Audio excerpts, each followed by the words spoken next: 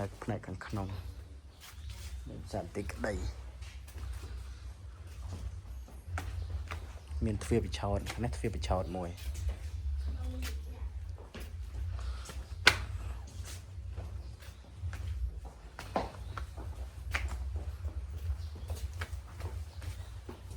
អូតែមានជ្រឹងមានជាង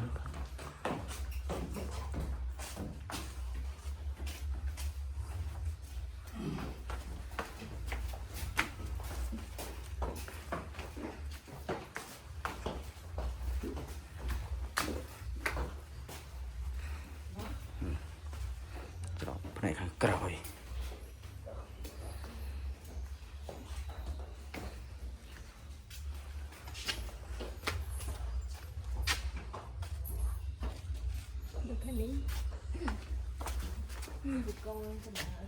ដូចគប់ពេជ្រចឹង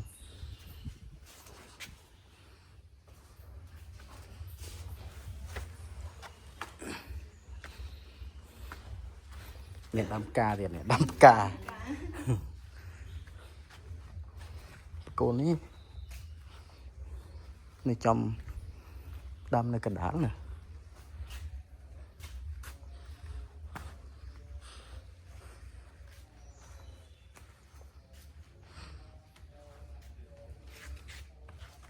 ស្អាតនៅស្អាត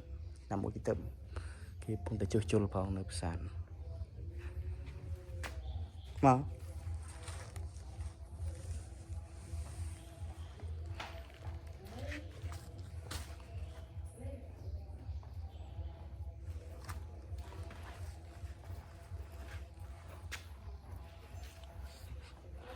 អារម្មណ៍ស្រស់ស្រាយទេ